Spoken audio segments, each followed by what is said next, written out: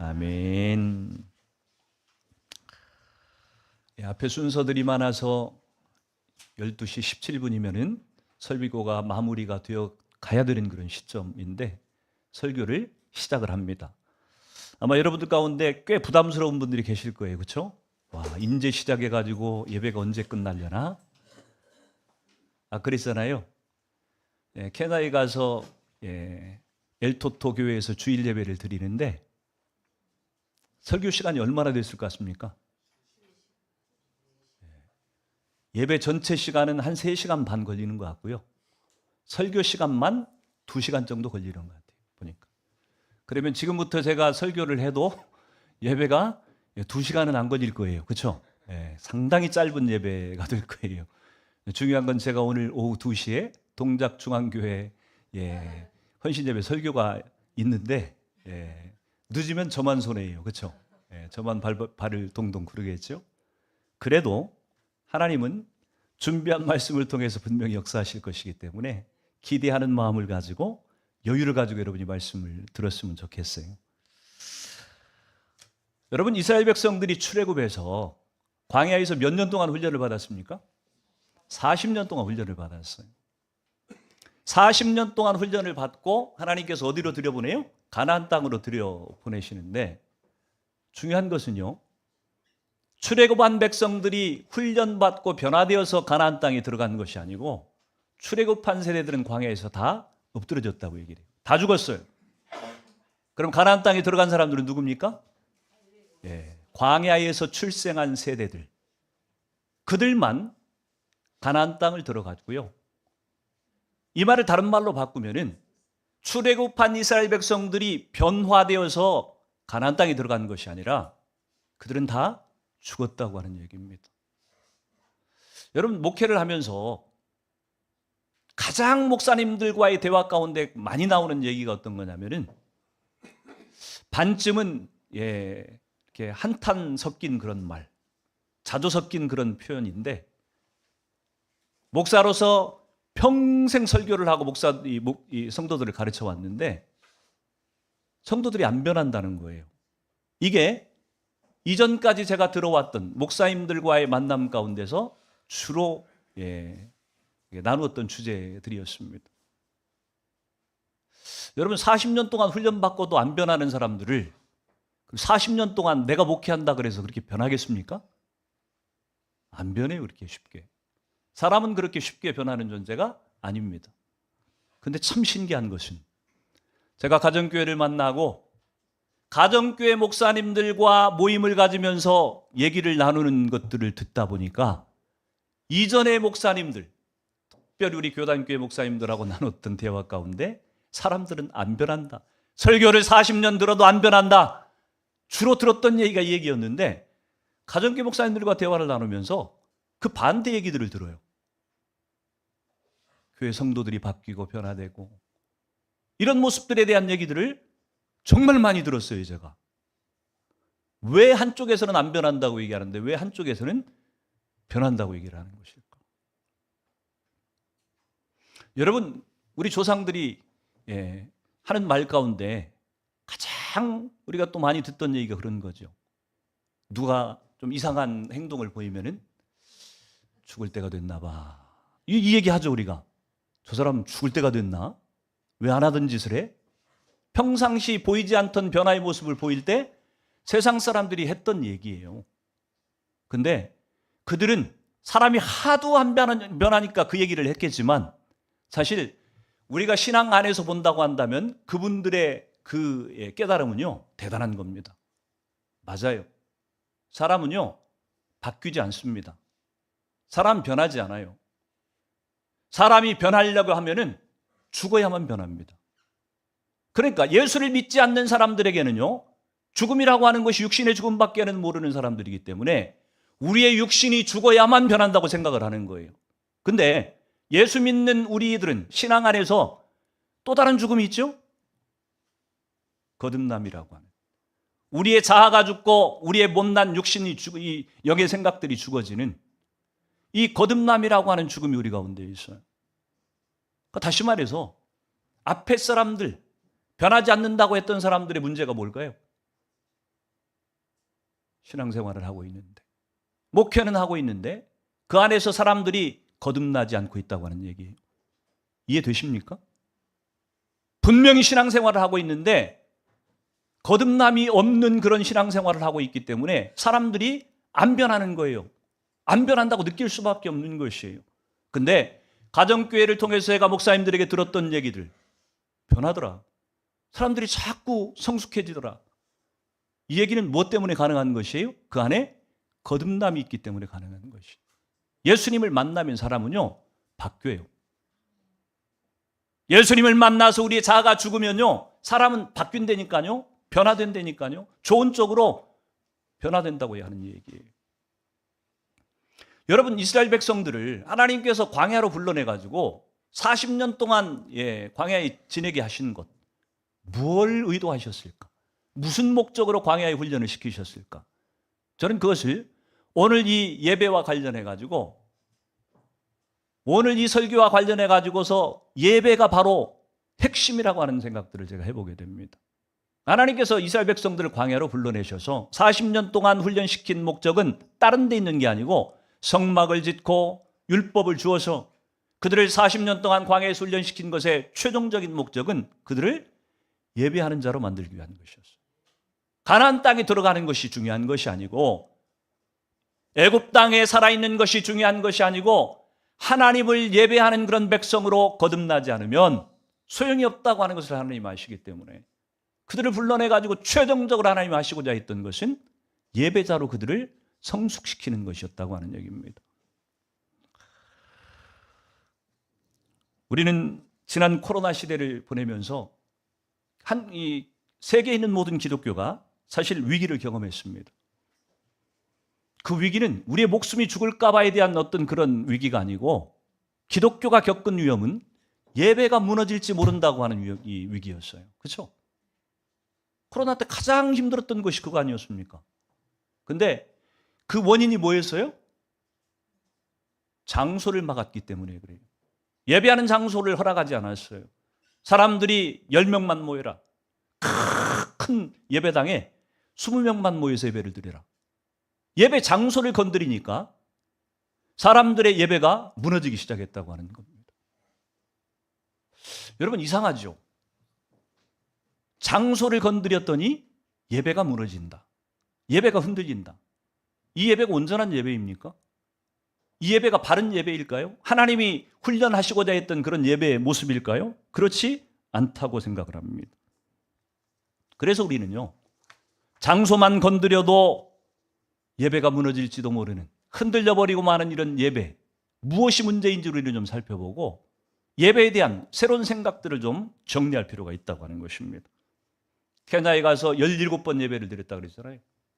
아까도 간증하시는 분들이 예배에 대한 얘기를 많이 했죠. 예배요, 다.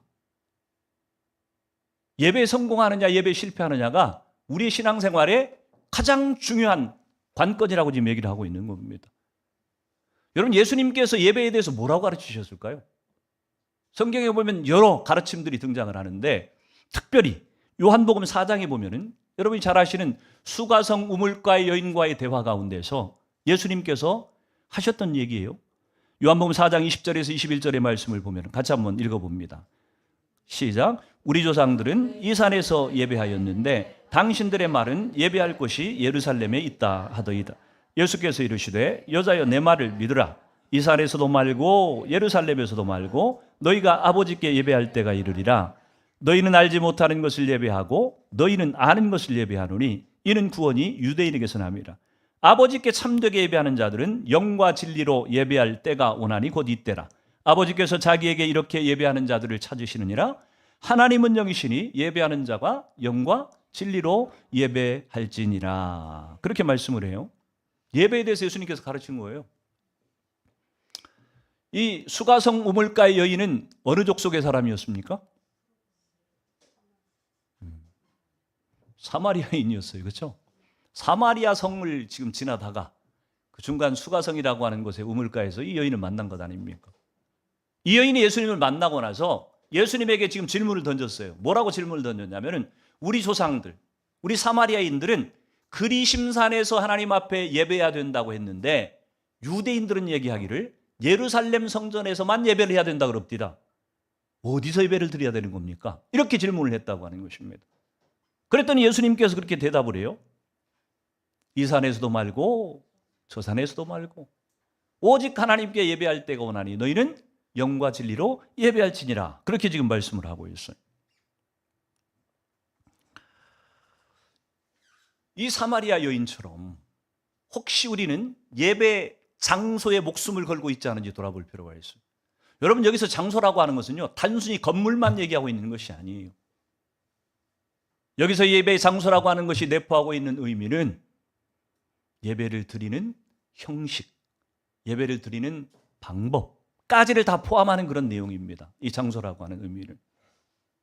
우리는 이 예배 장소에 아주 집착하는 경향이 있다고 하는 얘기입니다. 예배 장소에 목숨을 걸어요. 근데 우리 바로교회는 참 복받은 교회입니다. 왜냐하면 우리는 예배 장소에 매이지 않도록 처음 시작부터 우리를 훈련을 시키셨기 때문에 그래요. 그렇죠? 네. 바라산이라고 하는 산에서 생각지도 않게 밖에서 예배를 드렸어요. 여러분, 만약에 우리가 돈이 있었다고 한다면, 우리가 건물이 있었다고 한다면 미쳤습니까? 산에 가서 예배를 드리고 있게? 그렇죠? 제정신이 아니고서야 돈이 있고 건물이 준비되어 있는데 산에 가서 일부러 예배할 그런 사람이 어디가 있어요? 2달씩이나. 돈도 없고 건물도 없었으니까 거기 가서 예배를 드린 거예요.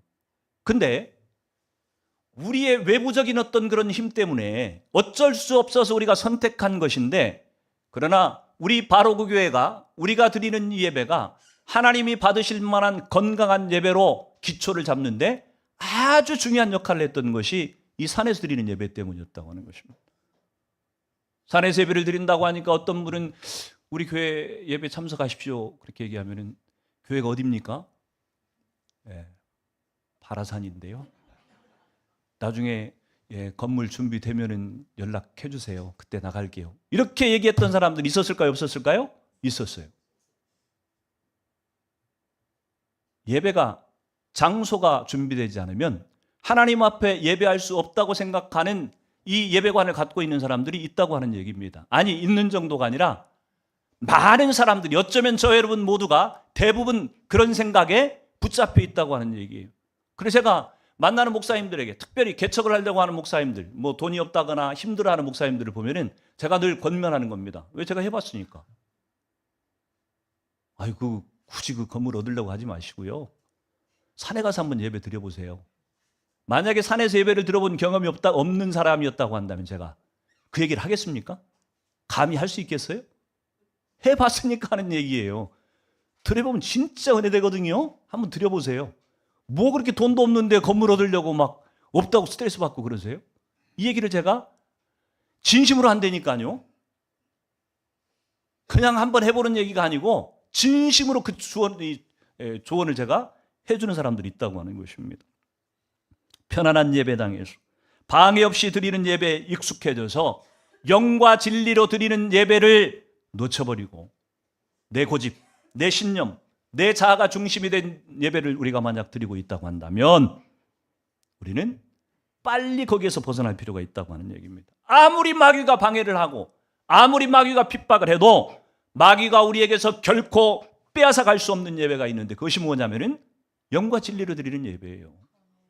좋은 장소, 편안한 곳, 예배의 모든 환경들이 잘 갖추어진 곳에서 예배를 드리는 것이 진정한 예배가 아니고 영과 진리로 드려지는 예배가 하나님께서 찾으시는 예배라고 하는 것입니다. 이 예배가 회복되지 않으면요, 하나님은 이스라엘 백성들을 강제로 바벨론으로 이주시켜서 그들에게 있었던 형식적인 예배를 다 무너뜨려 버리실 수도 있다고 하는 얘기예요. 어쩌면 하나님이 이 시대를 바라보면서, 이 시대에 우리가 드리고 있는 예배를 바라보면서 형식적이고 습관적인 예배 중심이 빠져버리고 본질을 놓쳐버리는 예배를 바라보면서 어쩌면 예수님이 그 계획을 하고 있을지도 모른다고 하는 생각이 듭니다. 예배를 안 드려서가 문제가 아니에요. 이사야서 66장 3절에 보면 소를 잡아 드리는 것은 살인함과 다름이 없고 어린 양으로 제사 드리는 것은 개 목을 꺾음과 다름이 없이 하며 예물을 드리는 예물은 돼지의 피와 다름이 없이 하고 분향하는 것은 우상을 찬송함과 다름이 없이 행하는 그들은 자기의 길을 택하며 그들의 마음은 가증한 것을 기뻐한즉. 하나님의 성전에서 제사를 안 드린 게 아니라니까요. 제사를 드리는데 하나님 앞에 소를 잡고 하나님 앞에 어린 양을 잡아서 제물을 드리는데 그것이 마치 개의 목을 꺾고 살인하는 것과 같고 돼지의 피를 드리는 것과 같은 우상을 찬송하는 것과 같은 그런 예배를 드리고 있다고 하나님이 지금 지적하고 있는 것입니다. 중심에서 벗어난 예배를 드릴 때 그것이 뭐예요? 자기의 길을 택하며 그렇게 표현을 하고 있잖아요. 자기가 원하는 대로 예배하는 거예요. 자기중심적인 예배를 하나님 앞에 드리고 있는 것입니다. 그런 예배를 하나님은 오늘 드리지 못하는 것만 못한 예배라고 지금 얘기를 하고 있는 거예요. 그 하나님께서 우리에게 원하시는 예배가 뭘까요? 호세아서 6장 6절 말씀을 같이 한번 보도록 합니다. 같이 읽습니다. 시작. 나는 인애를 원하고 제사를 원하지 아니하며 번제보다 하나님 아는 것을 원하노라. 아멘. 하나님이 원하시는 것은요, 하나님이 받으시는 예배는 뭐냐면 나는 인애를 원하고 하나님을 아는 것을 원하노라. 두 가지를 얘기하고 있어요. 예수님께서 우리에게 가르치셨던 영과 진리로 예배한다고 하는 것이 무엇인지를 지금 보여주고 있는 거예요. 영과 진리로 예배한다고 하는 것이 지금 이런 것이라고 얘기하고 있는데 인애가 뭐예요? 영어 성경으로 보면 사랑이라고 표현을 합니다. 인애. 사랑을 얘기하고 있어요. 하나님을 사랑하는 것, 그것이 예배라고 지금 얘기를 하고 있고요. 또 하나 하나님께서 예배라고 말씀하시는 것이 뭐냐면 하나님의 뜻을 아는 것, 그것이 예배라고 지금 얘기를 하고 있는 겁니다. 영과 진리로 예배한다고 하는 것은요, 하나님을 사랑하는 마음으로 그분의 뜻을 분별해서 드리는 예배가 하나님이 찾으신 예배라고 하는 거예요. 제물을 올려드리고 예배 형식을 갖춰서 그럴싸하게 갖춰진 어떤 형식으로 드려지는 이 모든 예배가 하나님 앞에 진짜 제물이 아니고요.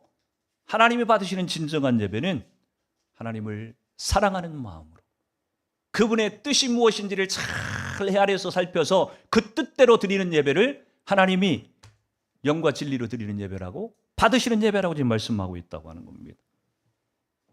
사마리아 여인과의 대화 가운데 요한복음 4장 22절에 보면 예수님께서 그렇게 얘기를 해요. 너희는 알지 못하는 것을 예배하고 우리는 아는 것을 예배한다, 그렇게 얘기합니다. 사마리아인들은 지금 예배를 하긴 하는데 뭘 몰라요? 하나님이 누구인지를 모르고 예배하는 거예요. 지금 하나님의 뜻이 어디 있는지를 살피지 않고 예배하고 있는 것입니다. 그런데 우리는 아는 것을 예배한다. 하나님을 안다고 지금 얘기를 하고 있어요. 하나님을 알지 못하고서 어떻게 그분을 예배하겠습니까? 그분의 존재를 우리가 확신하지 못하고 어떻게 그분 앞에 예배를 올려드릴 수가 있겠어요? 그래서 우리는요, 예수님께서 너희가 영과 진리로 예배를 해야 된다. 구약의 호세아서도 하나님은 인애를 원하고 하나님 아는 것을 원한다고 했던 이 하나님의 부르심, 이것들을 잘 살펴서 그분이 받으시는 예배를 올려드리는 것이 진정한 예배라고 하는 것입니다. 그래서 예배는요, 횟수가 중요한 것도 아니고 예배 형태, 형식, 방법 이런 것들이 중요한 게 아니에요. 예배 장소가 중요한 것도 아니에요. 하나님께서 우리 가운데 찾으시는 예배는 영과 진리로 드리는 예배예요. 그것이 산 위에서 드려지든 쓰레기더미 위에서 드려지든 아니면 허름한 어떤 집에서 드려지는 예배이든 이거하고 상관없이 하나님을 사랑하는 마음으로 그분의 뜻을 잘 순종해서 드리는 그 예배를 하나님은 받으시는 예배, 당신이 찾으시는 예배라고 우리에게 말씀하고 있다고 하는 것이죠.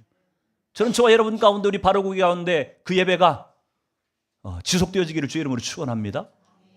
오늘 이 성경의 본문은요, 한 사람을 지금 소개를 해주고 있죠. 사무엘이라고 하는 인물을 지금 소개를 해주고 있는데, 사무엘을 우리는 구약시대의 선지자로 또 사사로 이 사무엘을 우리가 기억을 하지, 사무엘이 예배자라고 하는 사실에 우리는 주목하지 않기가 쉬워요. 근데 성경을 보면요, 사무엘은 철저하게 예배자였던 것으로 우리가 볼 수가 있습니다. 이 사무엘은 한나의 기도, 그 어머니 한나의 기도에 응답으로 서원으로 주어진 그런 아들입니다. 그래서 서원을 했기 때문에 한나가 아들을 낳아서 젖을 떼자마자 어디로 보냈어요? 엘리 제사장이 있는 성전에 보냈다고 하는 것입니다.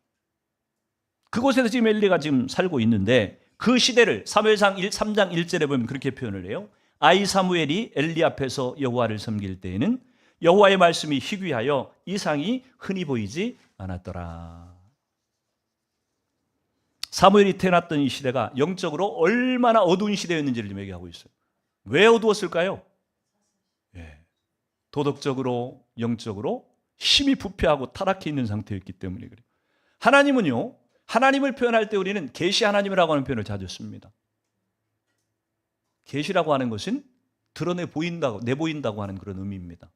하나님은 당신의 생각, 당신의 존재, 당신의 뜻을 우리 사람들에게 드러내서 보여주기를 너무 기뻐하시는 분이세요. 그래서 계시 하나님이라고 얘기를 하는 거예요. 하나님 꽁꽁 감춰두기를 좋아하는 분이 아니에요. 돈 많이 가져와야, 헌금 많이 해야 잠깐 자기를 보여주는 그런 이방신들하고는 달라요.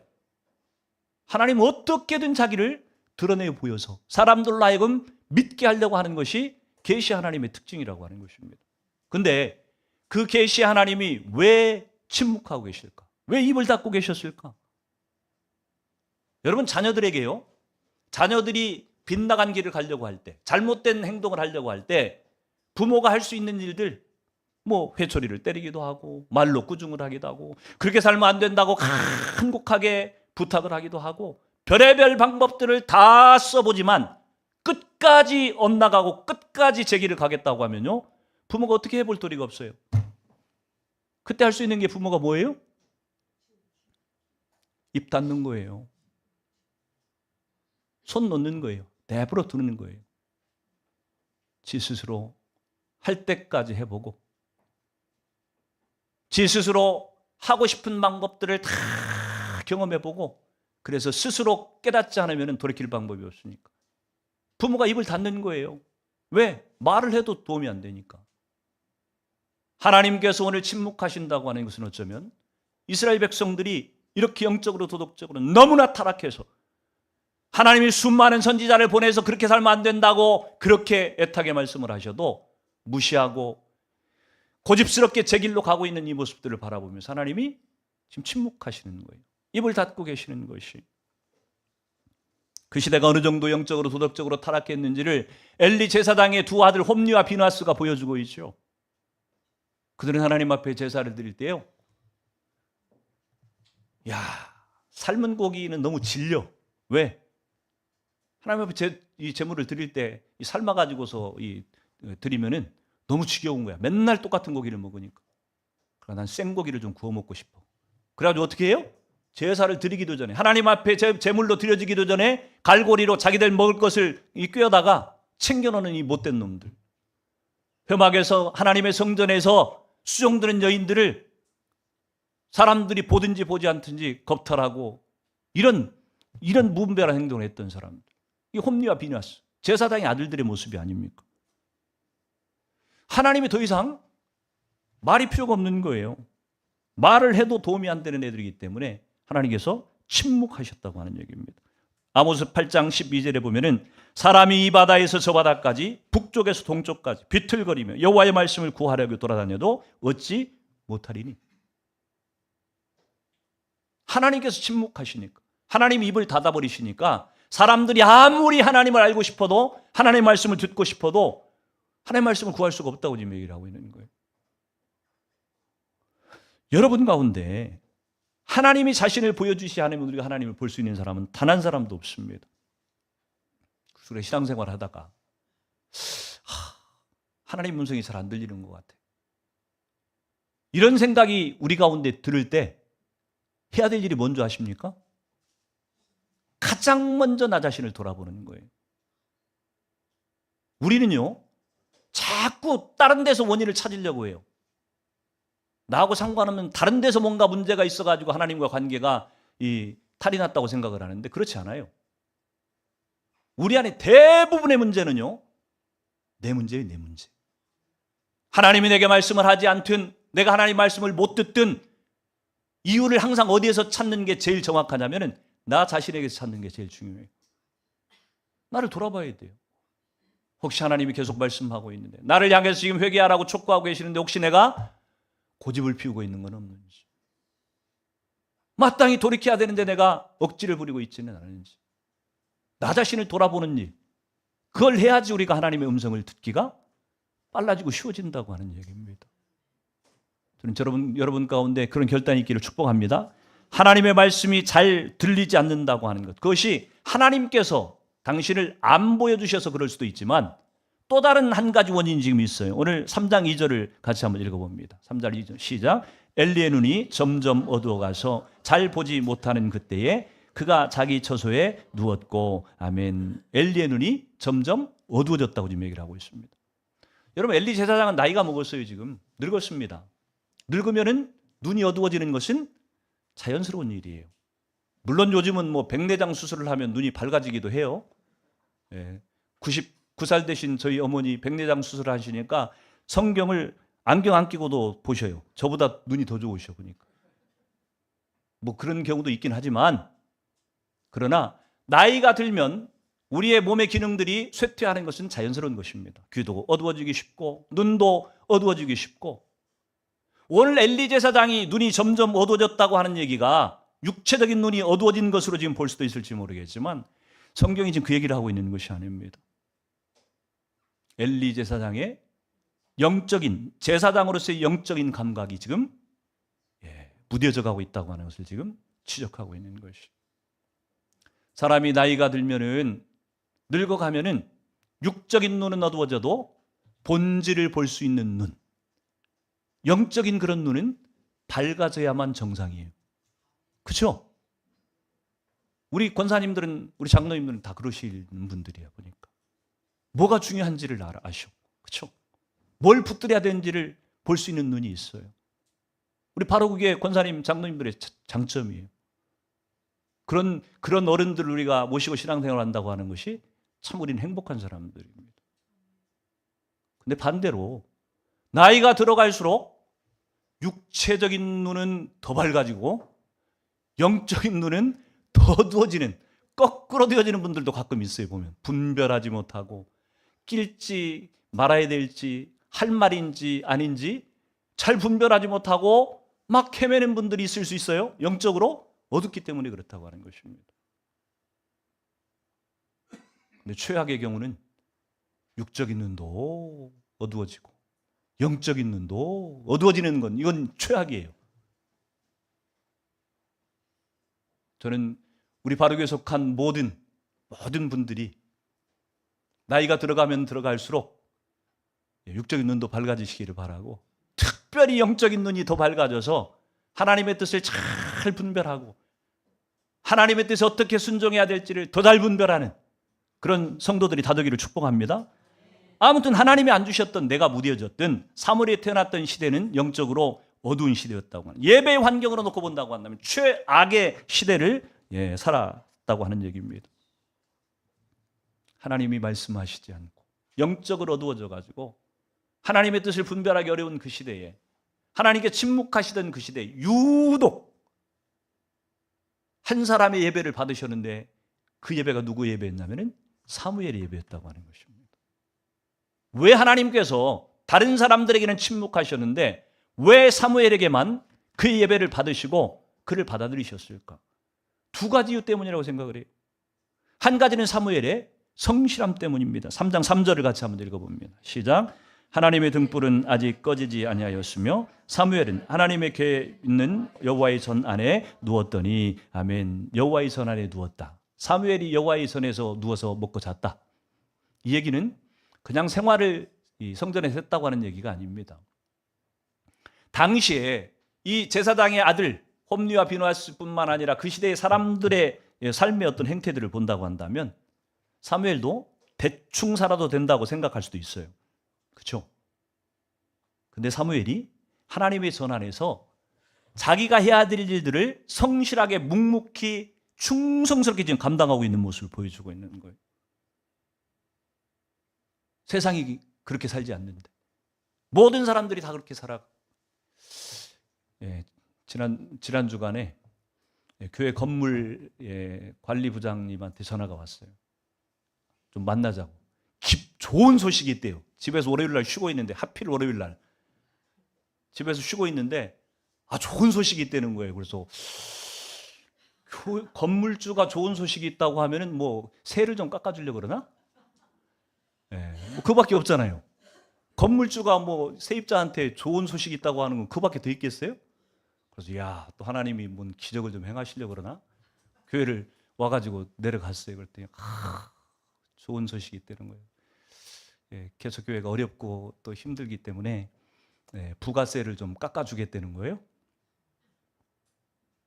그래서 뭔 소린가 했더니 이면 계약서를 하나 이렇게 작성을 해가지고 원래 우리가 300만 원에 그 관리비 30만 원, 부가세 30만 원, 그래서 360만 원을 내고 있는데 부가세가 아까우니까 그를 면제할 방법을 찾았다는 거예요. 그래서 이면 계약서를 쓰면 되는데 1억 전세로 하고 그래서 야, 이거 가짜 계약서를 쓰는 건데, 그래서 이건 제가 결정할 일이 아닌 것 같고 교회 재정을 담당하는 리더십들하고 좀 상의를 해야 될 것 같으니까 나중에 말씀드리겠다. 그리고 이제 받아가지고 와가지고 우리 유집사님하고 우리 박 집사님 우리 카톡방에다 올렸어요. 제가 이러이러한 제안이 왔는데 어떻게 하면 좋겠습니까? 여러분 30만 원을 1년 하면은 360만 원입니다. 적지 않은 돈이에요, 개척교회에. 근데 그거를 깎아주기 위해서 가짜 계약서를 쓰고 세무서에는 가짜 계약서로 다시 신고를 하고 그래서 나중에 알고 보니까 그러면 본인들도 임대료 뭐 세금 내는 것들을 또 안 내기 위해서 그러는 것이라는 거예요. 우리 회계사 맞습니까? 저는 우리 유집사님이 너무 귀하고 감사한 거예요. 만약에 목사인 제가 그렇게 말씀을 드렸는데 한번 검토해 주십시오 이렇게 얘기를 했는데 목사님 360만 원 전략해야지요. 그러고 만약 그렇게 가짜 계약서를 쓰자고 했다고 한다면 제가 우리 유집사님 또 설득하기 위해 가지고 또 얼마나 고민을 해야 되겠습니까? 집사님이 안 쓰는 게 좋겠습니다. 그 돈 절약하는 것도 중요하지만 가짜 계약서를 쓰는 건 아닌 것 같습니다.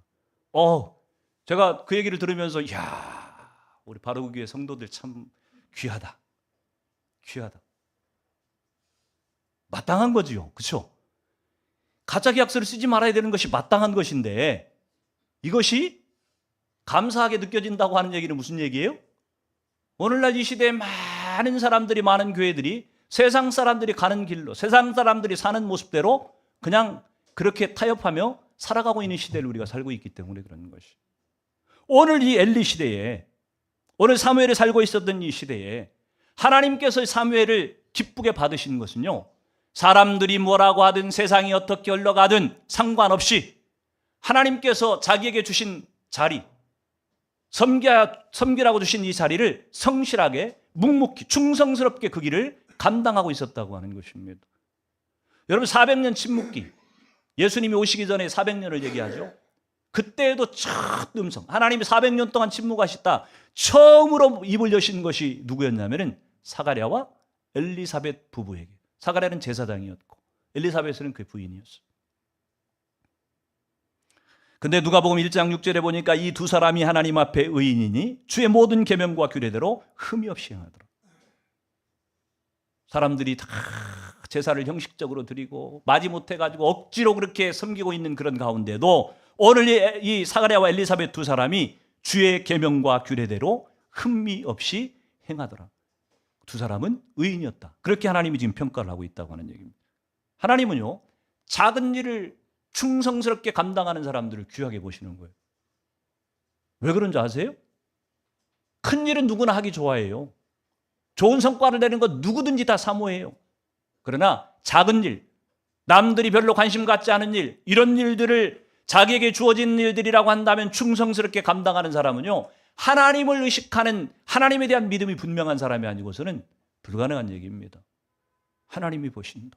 하나님이 내 삶을 보고 계신다고 하는 것을 인정하고 그렇게 살아가는 사람만이 작은 일에 충성할 수 있기 때문에 하나님은 이런 사람들을 기뻐하신다고 하는 얘기입니다. 예배자로 하나님께 우리를 부르신 우리 삶의 자리에서 내게 어떤 일이 주어진지 그것이 크든 적든 중요한 일이든 안 중요한 일이든 상관없이 충성스럽게 감당하는 사무엘.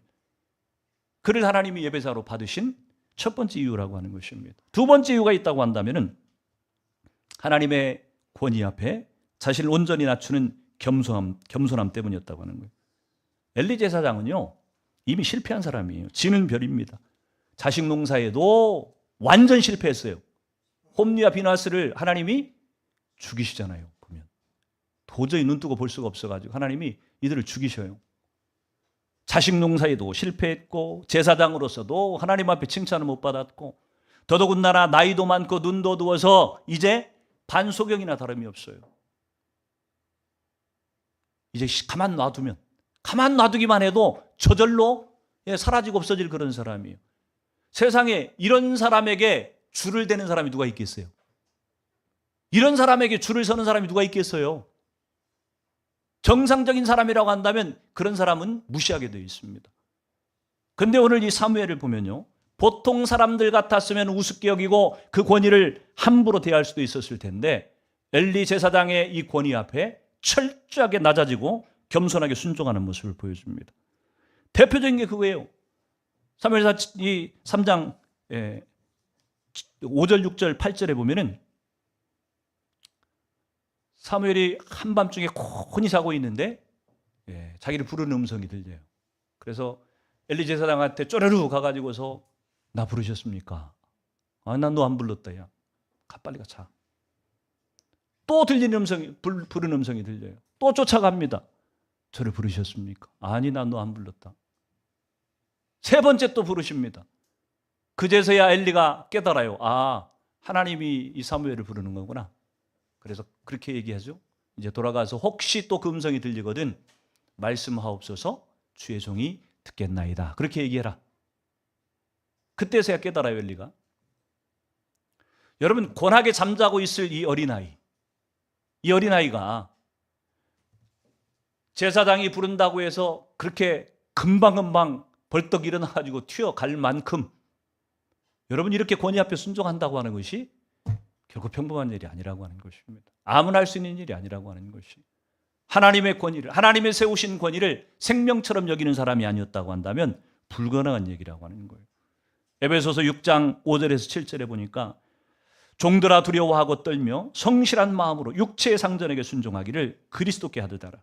눈가림만 하여 사람을 기쁘게 하는 자처럼 하지 말고 그리스도의 종들처럼 마음으로 하나님의 뜻을 행하고 기쁜 마음으로 섬기기를 주께 하듯 하고 사람들에게 하듯 하지 말라. 우리가 섬기는 것이 사람에게 섬기는 것 같아도 만약 그를 세우신 그분이 하나님이었다고 한다면, 하나님의 권위로 세워졌다고 한다면 하나님께서 세우신 것으로 알고 사람에게 하듯 하지 말고 누구에게 하듯 하라고요? 하나님께 하듯, 주님께 하듯 섬기라고 지금 사도 바울이 권면하는 거 아니에요? 보이는 사람도 섬기지 못하는 자들이 보이지 않는 하나님을 섬긴다? 거짓말이다. 그렇게 사도 바울이 얘기하고 있는 거예요. 요즘 우리가 살고 있는 시대는 교회의 권위도 하나님이 세우신 직분의 권위도 다 떨어져 버린 시대를 우리는 살아가고 있습니다. 이거는 이 시대의 흐름이에요. 세상 사람들의 흐름이고요. 이 세상의 사조가 교회 안에도 그대로 흘러 들어왔기 때문에 지금 문제가 되고 있는 것이. 대통령의 권위가, 지도자들의 권위가 다 땅에 떨어져 버렸어요. 제가 가만히 생각을 해보니까 대통령의 권위가 언제부터 이렇게 무너졌을까? 제가 투표에서 세웠던 노무현 대통령 때부터 그랬던 것 같아요. 그렇죠? 그분이 농부처럼 편안하게 백성들하고 소통한다고 그러기 시작하면서부터 이 권위가 무너지기 시작했던 것 같아요. 여러분, 잘못된 권위는 분명히 나쁜 것입니다. 독선적이고 독재적인 그런 권위는 분명히 나쁜 것이. 그러나 권위라고 하는 것 자체가 나쁜 게 아닙니다. 여러분, 대통령하고 백성하고 똑같아요? 똑같으면 내가 대통령 자리에 가서 내가 월급 받지 왜 대통령이 월급을 받습니까? 나하고 똑같으면? 인격적으로는 한 사람의 인간으로는 평등할지 모르겠지만 세워 주어진 자리, 직분이라고 하는 권위는 분명히 있어야만 되는 것이. 그것이 무시되면 나라가 망하게 되는 것입니다. 이 세상의 이런 흐름들이 교회 안에 그대로 흘러들어오고 있다고 하는 것입니다. 그래서 하나님께서 세우신 종들을 통해서 설교를 하면은 마치 세상 사람들이 권위에 대해서 도전하듯이 그렇게 생각을 하는 거예요. 아니 뭐 꼭 목사님이 설교하는 것만 하나님의 말씀이야? 내가 묵상하면서 내가 하나님의 음성을 들어도 하나님의 말씀인데 뭔 차이가 있어? 그리고 내가 듣기 싫어하는 말, 듣고 싶지 않은 그런 말씀을 전하면 딱 그어버리고 선을 긋고 거부해버리는 이런 모습. 여러분, 이런 사람에게는요, 하나님이 그 예배를 받으실 수가 없다고 하는 것이에요. 하나님을 아는 것, 하나님의 그분의 뜻을 온전히 순종하는 것, 이것이 전제되지 않으면 하나님 받으시는 예배를 우리가 온전히 드릴 수 없다고 하는 것입니다. 내가 좋아하는 예배, 내가 원하는 예배, 내가 하고 싶은 그런 예배는 드릴 수 있을지 모르지만 하나님이 받으시는 예배는 드릴 수 없다고 하는 얘기. 모든 예배가 무너져가는 소리를 듣는 이 시대에 하나님은 저와 여러분을 통해서 성실하게 예배자의 자리에 서서 자기 일을 감당할 뿐만 아니라 하나님의 세우신 권위 앞에서 겸손하게 순종하는 한 사람의 예배자를 찾고 계셔요. 저는 우리 바로국의 모든 성도들 한 분 한 분이 그렇게 하나님께서 찾으시는 한 사람의 예배자로 서심으로 말미암아서 나도 살 뿐만 아니라 우리가 섬기는 교회도 살아나고 한국 교회도 살려내고 이 땅에 하나님의 나라를 세워가는 일에 쓰임받는 하나님이 찾으시는 그 한 사람의 예배자로 회복될 수 있기를 주님의 이름으로 축원을 드립니다. 같이 기도합니다. 살아계신